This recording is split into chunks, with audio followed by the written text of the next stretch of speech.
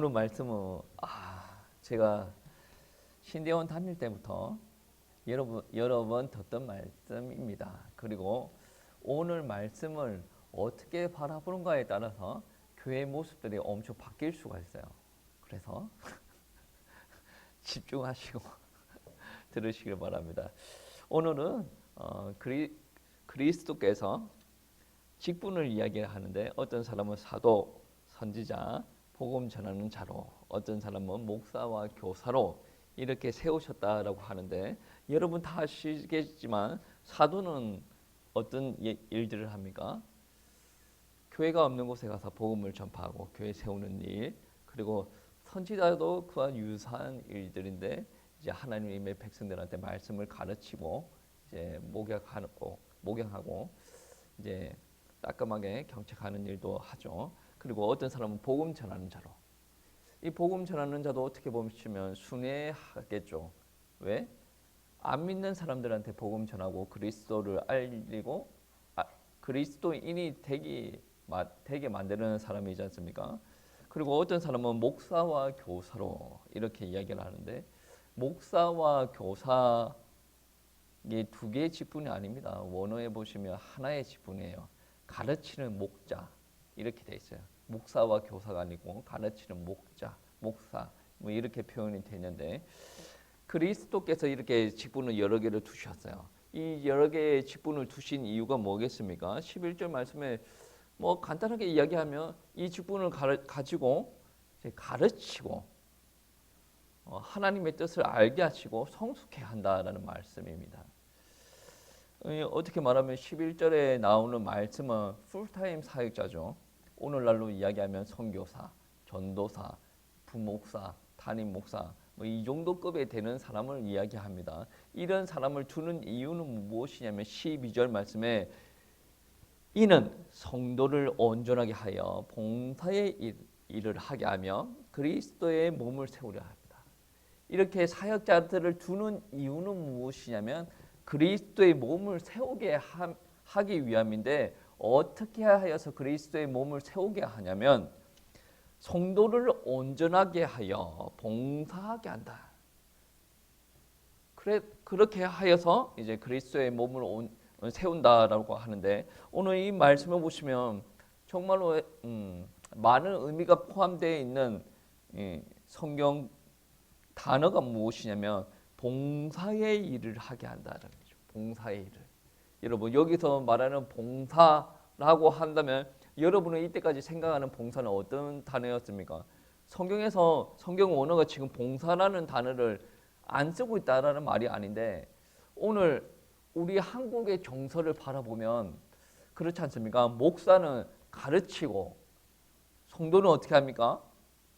봉사를 하는데 그 봉사가 어디까지냐라는 말씀이죠. 여러분 봉사는 어디까지입니까? 교사로 섬기고 뭐 주방일 하고 청소하고 뭐 그다음에 또 뭐 있습니까? 행사 있으면 또 봉사하고 뭐 기도하고 뭐 봉사 일들이 많이 있지 않습니까? 근데 어떻게 보시면 성경을 번역하는 사람들의 입장에 따라 그 봉사의 의미가 조금 다양할 수가 있습니다. 어떤 이야기냐면 헬라어를 번역하면 이 봉사라는 단어를 번역하면 어떤 단어가 있냐면 봉사라는 의미도 있고 섬김이라는 의미도 있고 사역이라는 의미도 있습니다. 그러니까 어떻게 이야기하면 이 봉사라는 의미는 사람들 간의 봉사, 그리고 하나님에 대한 헌신, 사역을 두고 이야기를 합니다. 이 안에는 어떤 의미까지 있냐면 전도의 의미도 있고 집사의 의미도 있고 목회의 의미도 있다. 그런데 우리가 대한민국에서 이제 사역할 때 보면 어떤 의미만 있습니까? 그냥 설교 듣고 그냥 맡겨준 일, 청소하라고 하면 청소하고 설거지하라고 하면 설거지하고 뭐 교사하라고 하면 교사하고 뭐 그런 일, 찬양 사역 뭐 하고 반주하고 컴퓨터 하고 그것만 봉사라고 생각합니다. 성경 말씀은 그렇게 있지 않다는 거예요. 여러분 성경에서도 보시면 여러 가지 버전이 있는데 킹 제임스 버전이 있습니다. 그 버전에서는 어떻게 이야기하냐면 목회를 두고 이야기해요. 그러니까 교사, 아니 가르치는 목사, 선지자, 전도하는 사람, 그리고 사도를 두는 이유는 무엇이냐면 교회를 온전하게 세우기 위함이다. 그 온전하게 세워 나갈 때는 어떻게 합니까? 성도를 온전하게 만들어서 봉사하게 하는 것이다. 근데 그 봉사는 무엇까지 포함이 되냐면 전도도 포함이 되고 목회까지 포함되는 일이다. 이게 무슨 말이냐? 여러분 조금 당황스럽지 않습니까? 아니 성도가 무슨 목회를 하냐? 나는 그런 말을 들어본 적이 없는데 여러분은 어떤 지역에서 지금 신앙생활을 하냐면 평신도가 설교하면 이단이라고 몰아세우는 지역에서 여러분 신앙생활을 하고 있습니다. 나는 그거를 들을 때마다 코웃음이 나면 여러분 오늘 가가지고 유튜브에 검색 한번 해보세요. 누구누구 집사 설교 딱 쳐보세요. 나오는 교회가 있는지 없는지, 누구누구 장로 설교 치보세요. 나오는 교회가 있는지, 그리고 그 교회 이름을 한번 검색을 해보세요. 장로교인지 성교인지 감리교인지 한번 고신 쪽인지 다 검색해 보세요. 그 교회들이 2단인지 3단인지 한번 검색 한번 해보세요. 성경 말씀에 평신도가 설교 못한다는 구절이 없어요. 오히려 설교하는 경우가 종종 있었습니다. 아무나 설교하지 않죠. 교회 공동체의 합의를 거쳐서 우리는 하나님의 말씀을 전하는 사람을 세워야 되는데 평신도 안에서 세우기를 합의를 하면 얼마든지 가능합니다. 복음서를 지나서 이제 서신서에 보시면 엘더라고 그러죠. 장로라고 이야기하면 장로. 근데 성경에서 말하는 장로와 오늘날 대한민국에서 말하는 장로는 개념이 완전히 달라요. 근데 성경에서 장로와 아니 오늘날 한국교회에서 장로가 왜 이렇게 개념이 다를까요? 성경에서는 성경적인 상황에서 장로를 세웠습니다. 그때는 거의 목회자급을 우리는 장로라고 성경에서 그렇게 합니다. 근데 한국에서는 장로는 그런 장로가 아니거든요. 종교개혁도 있었죠. 종교개혁이 일어나면서 장로를 세우는데 그 장로는 이제 목회자를 견제하기 위해서 세우는 경향이 많았습니다. 그리고 한국에 들어오면서 이 장로라는 직분이 많이 변질되어지고 자기 상황에 맞게 조금 하는 일도 다르게 이렇게 하는 거예요. 다르게 하면서 어떻게 됐습니까? 장로가 성경에서 말하는 장로가 아니에요. 그러면서 자기네들이 하는 모습과 조금 다른 모습으로 하고 나아간다라고 한다면 이단이라고 몰아세웁니다. 여러분 오늘 성경 한번 보세요. 제가 성경 해석을 하고 왔는데 오늘 본문 말씀에 봉사 그러니까 봉사의 일을 하게 하며라는 말을 또 검색을 해봤어요. 인터넷에도 검색을 해보고 주석에서 또 검색을 해봤어요. 공통적으로 보여지는 단어 의미가 뭐냐면 그냥 여러분 교회 안에서 그냥 돌아가게끔 그냥 한국교회에서 하는 일 정도, 설거지 정도, 청소 정도, 뭐 이게 찬양 인도 정도, 컴퓨터 정도 그 정도가 아닙니다. 사역, 목회까지 포함을 하는 거예요. 모든 사람이 그렇게 할 수는 없어요. 그런데 그것을 함께 하고 나가야 된다. 그러면 목사는 어떻게 해야 돼요? 목사는 주로 목회도 하지만 무엇도 해야 됩니까? 목사는 가르치고 기도하는 일을 해야 됩니다. 왜 그러냐면 하나님의 말씀을 알아야 될 거 아니겠습니까? 하나님의 말씀을 모르면 어떻게 됩니까? 16세기, 15세기에 하나님의 말씀 몰라가지고 영적인 암흑시대에 갇히지 않습니까? 면죄부 사면 천국 간다라는 말을 듣고 면죄부 사는 사람이 있었어요. 성경책에 그런 말 자체가 없는데 왜 그렇습니까? 하나님의 말씀 모르니까. 요즘에 대한민국 교회나 해외에서도 평신도들이 설교하는 일들이 종종 있습니다. 형편에 따라서. 그런데 평신도가 설교하면 이단이래요. 왜? 하나님의 말씀에 근거를 해서 우리가 2단, 3단을 논해야 되지 않겠습니까? 자기네들 정해놓고 우리와 다르면 다 2단입니까? 그러면 하나님께서 재림하실 때 2단이라고 했던 사람들이 하나님 앞에 인정 못 받으면 누가 2단이는 거야? 우리는 점검을 하고 들어갈 때 하나님의 성경적 이런 단어도 사실 위험합니다. 정말로 있는지 없는지라고 사실대로 확인을 해봐야 돼요. 우리는 한다. 하나님 말씀 따라간다. 성경적이다. 이 말씀 엄청나게 위험하죠. 잘못 가고 있는데 성경적이다. 하나님께서 말씀하신다. 이러면 안 되지 않습니까? 정말로 하나님의 말씀이 무엇인지 알아야 되지 않습니까? 몰아세우는 것도 맞지 않아요. 여러분, 왜 오늘 말씀이 있었는지 제가 이제 말씀들을 한번 이게 점검을 한번 해보니까 어떤 말씀이냐면, 분명히 말씀을 가르치는 목사 이야기를 하지 않습니까? 여러분, 사도행전 6절 말씀에 어떤 일들이 있죠? 초대교회에 사람들이 많이 몰려오니까 구제에 대한 일들도 그렇고 접대하는 일들이 많아졌어요. 근데 사도들이 접대하다가 기도하는 일, 말씀을 전하는 일을 전무하지 못했습니다. 그래서 어떤 일들이 일어납니까? 빌립과 스데반을 비롯해서 직분자를 세우죠. 그 직분자를 세우고 나서 그 이후의 성경 구절을 보면 부흥을 했다고 하는데, 그 부흥이 사람이 많아졌다라는 부분이 아니에요. 제자의 수가 많아졌다라고 이야기를 합니다. 그러니까 사도, 목사, 말씀을 가르치는 자는 기도하고 말씀 가르치기에 전무를 해야 됩니다. 왜? 말씀을 잘못 가르치면 교회가, 하나님의 공동체가 엄한 대로 흘러가니까 말씀을 제대로 가르치고 그리고 목회도 하는데, 함께하는 그 평신도 지도자들이 무엇을 해야 되냐면 접대하는 일도 하고 목회하는 일을 같이 감당을 해 나가야 된다는 거죠. 그러면 어떤 사람들이 그런 이야기를 하겠죠. 아니, 목사님은 목양을 주로 해야지 평신도한테 목양을 다 맡겨놓고 목사님은 무엇을 하겠다라는 거죠.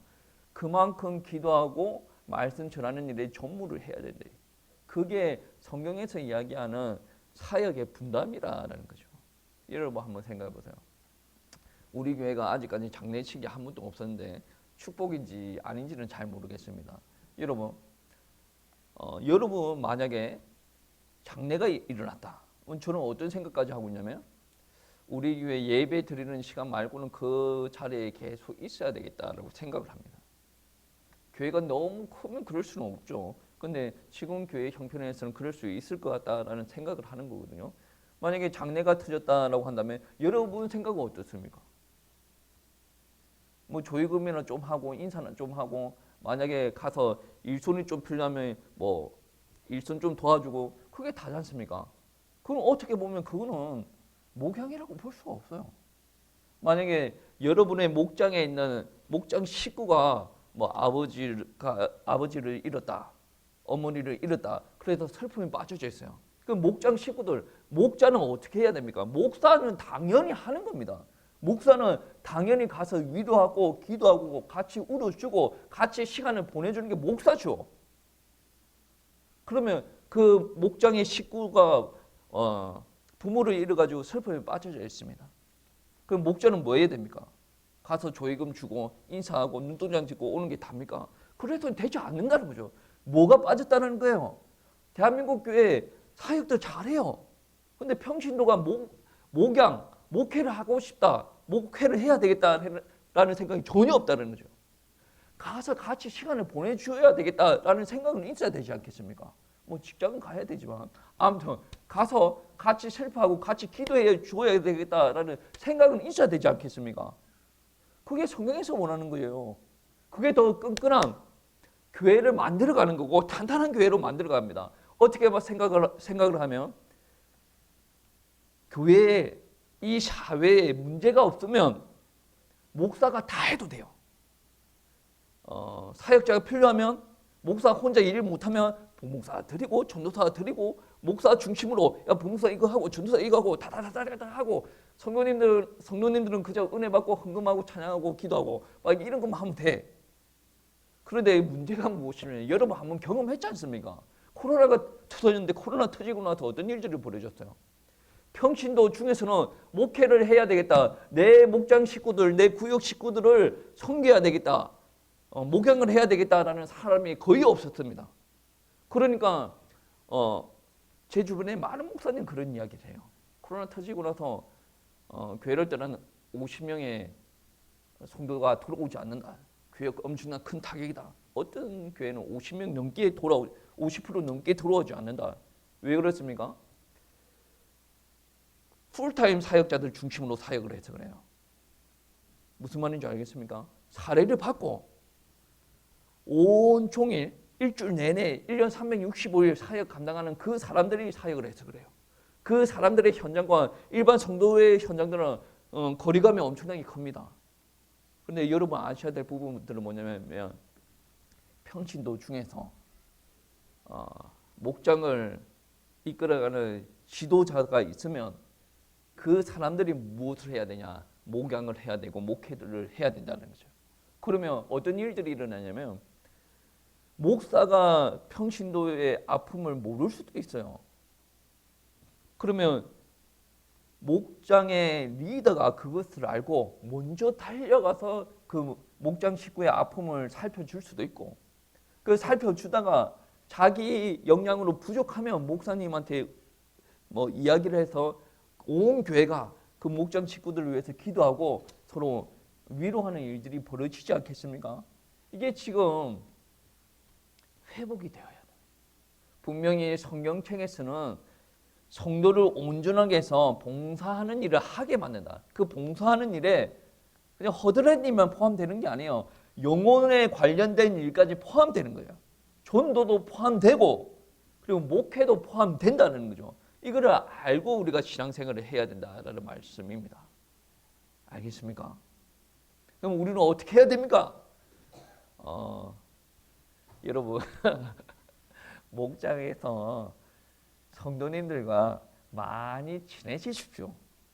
목회를 하려면 일단은 친해져야 돼. 안 그렇습니까? 그리고 여러분 이제 지적질 하는 거는 좀 내려놓으세요. 지적질 제가 요즘 보면 곰곰이 생각하고 기도하다 보면 뭐가 있냐면 우리 교회는 기도도 열심히 하고 뭐 이런저런 일들이 많이 일어나지 않습니까? 그렇다 보니 기도원의 영성인가? 이게 조금 그 강해. 우리 교회. 저도 설교할 때 보면 엄청나게 얌전하게 설교하려고 하는데 저도 모르게 툭툭툭 튀어나오는 부분이 있지 않습니까? 강해. 우리 교회 신앙생활 하는 사람들의 모습을 보면 교회 안에서 양육받는 사람은 잘 없는 것 같아. 교회 안에서 목사한테 양육받기보다는 어디 집회에 가서 은혜를 더 받거나 어느 기도원 가가지고 그 영성이 있는 사람들한테 양육을 더 받거나 그래 그런 스타일이 좀 배어 있는 것 같습니다. 근데 우리 교회는 집회에서 한번 은혜 받거나 기도원에 가서 가르침 받고 그걸로 안 돼요. 교회는 교회예요. 여러분한테 가르침 주는 사람들은 교회 조직과 상관없이 영성이 있을지는 모르겠는데 교회는 이 만들어지는 태생이 달라요. 그리고 그 조직이 움직이지는 과정이 다르단 말이에요. 한번 은혜 받고 막 하는 그런 게 아니에요. 이거는 삶이에요. 삶이기 때문에 성도를 온전하게 해서 봉사하게 만든다. 목회도 하게 만든다. 삶이거든요. 이 삶을 살아나가면서 교회를 세워나가는 거죠. 그 교회를 세워나가는 것을 성경 말씀에 오늘 본문 말씀에 어떻게 이야기합니까? 그리스도의 몸을 세우려 하십니다. 이거를 한번 기도해가지고 빡 응답받고 내가 문제 체험됐고 이거 별로 중요하지 않아요. 그리스도의 몸을 세워나가는 것은 여러분 기도했는데 응답되어지고 여러분 기도했는데 육신의 치유가 일어나고 그게 중요하지 않아요. 그거 된다고 하더라도 그리스도의 몸이 안 세워질 수가 있습니다. 여러분 헌신하고 온전하여지고 그리스도의 몸을 세워지는 과정 중에 기도하면 응답이 일어나죠. 제가 치유에 대해서 부족하는 목사입니까? 아니죠. 여러분 병이 들었어요. 우리 성도가 다 같이 기도하고 뭐 장로님들도 기도하고 평신도 리더도 기도하고 목회자도 기도하고 기도하면 병도 나을 수도 있는 거 아니겠습니까? 그런데 신앙의 목적이 여러분 육신의 치유, 부흥, 회복이 아니에요. 여러분 신앙의 목적이 무엇입니까? 교회 세워가는 거예요. 하나님께서 직분자를 세우신 이유가 뭡니까? 말씀 가르치는 목사를 세우신 이유가 뭡니까? 교회를 잘 가르치게 하기 위해서예요. 하나님께서 원하시는 방향대로 잘 가르치게 하기 위해서요. 성도 교회의 지체들을 잘 가르쳐서 그 사람이 온전하여지고 그 사람들이 정말로 교회를 위해서 봉사하게 하고 섬기게 하고 희생도 하게 되고 그리고 목양도 감당할 수 있도록 가르치게끔 하나님께서 목회자를 선생을 세우셨다. 그렇게 하면서 교회도 세우게 하신다. 여러분 우리 교회가 더 건강하게 세워지기를 원하십니까? 그러면 여러분 응답에 초점을 맞추는 게 아니라 교회 세우는 일에 초점을 맞춰야 돼요.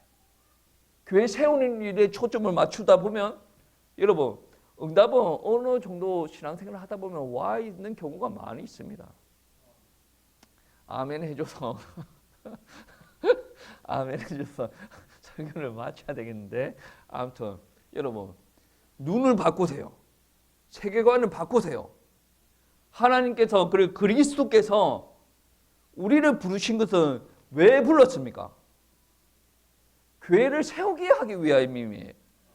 세울 때 여러분의 기도도 응답이 일어나는 거고 교회를 세우면서 또 어떤 일까지 바라보시는 거예요? 전도, 선교까지 바라보시고 가는 거 아니겠습니까? 여러분은 응답을 위해서 신앙생활을 하는 것이 아니라 교회를 세우는 거예요. 그래서 때에 따라서는 나의 편의를 위해서 신앙생활하는 것이 아니라 내 것 좀 희생을 한다. 내 거를 더 내려놓고 옆에 지체를 더 세우기 위해서 내가 옆에 지체한테 더 많은 사랑을 베푼다. 이거 가능한 거 아니겠습니까? 왜? 신앙생활 목적이 뭐예요? 내가 아니에요. 교회를 잘 세우기 위함입니다. 우리 권사님들 너무 말 안 들어. 그래 내 열받았어. 예를 들어서 열받았어요. 그래가지고 내 중심이 뭐 권사님들한테 열받아가지고 막 화가 나가지고 막 어떻게 할 수도 있지 않습니까? 그렇게 잘 안 할 것 같기는 한데 아무튼 그럴 수가 있지 않습니까? 그런데 내가 목회하는 이유가 내가 원하는 방향대로 가는 것이 아니라 정말로 우리 권사님들을 통하여서 교회 세워나간다라는 그 포커스면 때에 따라서는 나는 인내할 수 있는 거 아니겠습니까? 사랑을 베풀 수 있는 거 아니겠습니까? 기도할 수 있는 거 아니겠습니까? 여러분 교회 세워나가는 거예요.